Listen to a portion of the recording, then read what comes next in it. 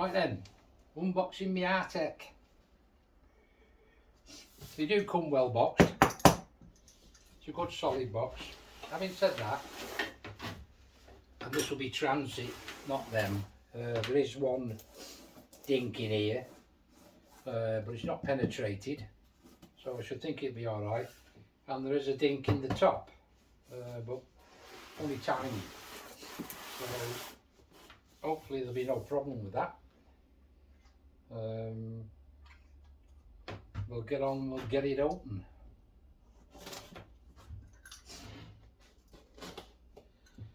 I'm always one that keeps his boxes.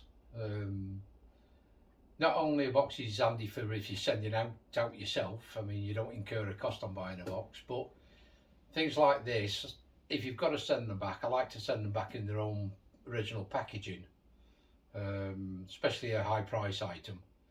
So I always unbox them carefully.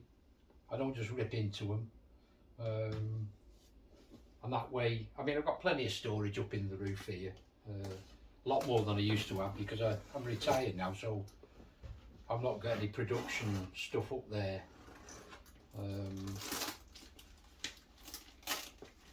That's my little delivery slip which comes on the top. Model number, tick list, signed by whoever it is. You can never read them, and an invoice number. Always keep that as well.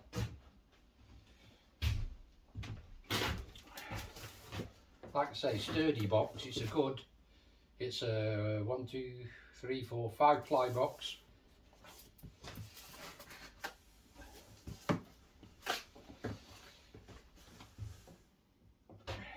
Usual instruction manual, nice and clear, easy readable, not like your Chinese stuff again.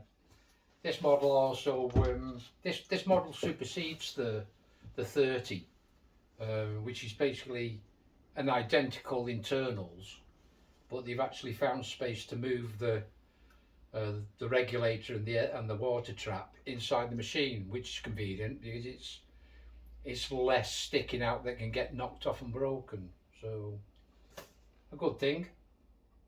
Anything that improves it is a good thing in my book. So yep, so that's the manual. Just have a quick slurp of my coffee, which is red hot. Then we put the knife away now.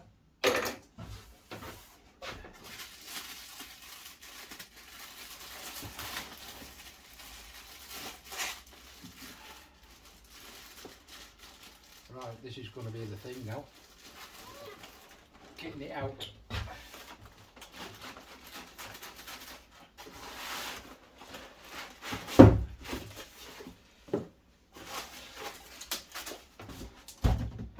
Good bit of padding on it to protect it. Having said that, we've got to get my knife back again.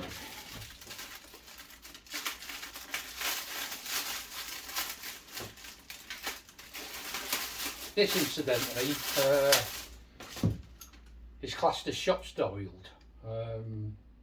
It said it had a minor scuff on it, so they classed it as shop soil and knocked 40 quid off basically.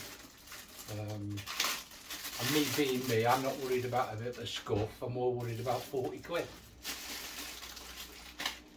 I actually bought my MIG welder from them on the same basis, and it arrived and you couldn't tell it was shop soiled. It was, you know, perfect, and it still comes with all the guarantees and everything, so there's no downside to buying shop soil. Not from Rtech anyway.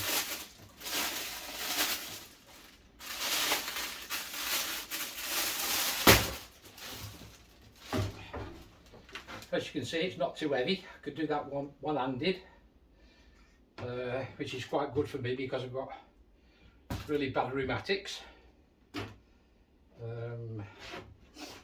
Seeing as it's come out back first, we'll have a look at the back.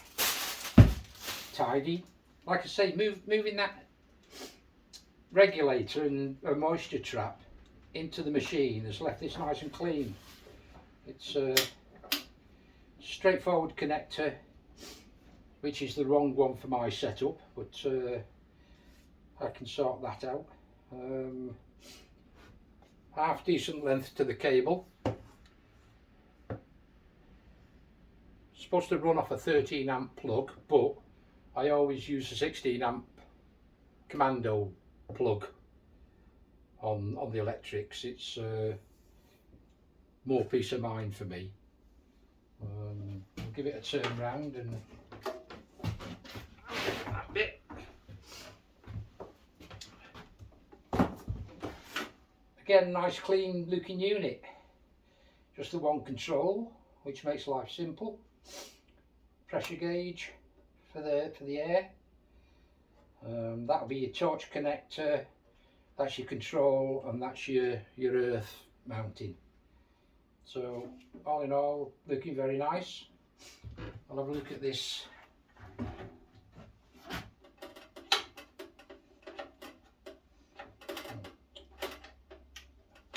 Maybe we won't.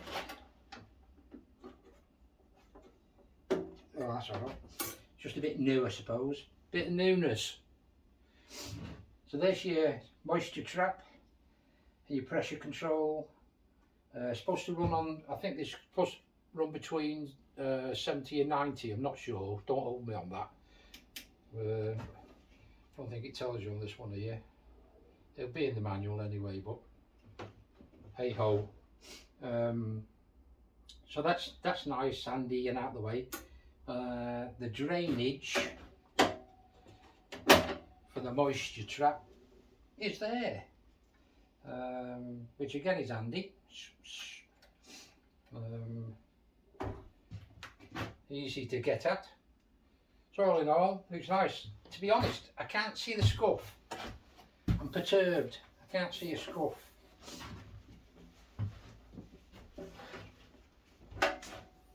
No, no scuff. Right, so I'll stick that out of the way for the minute, and we'll have a look what else is in the box.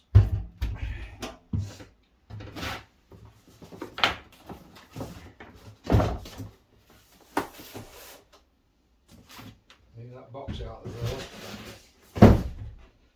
Right. So a little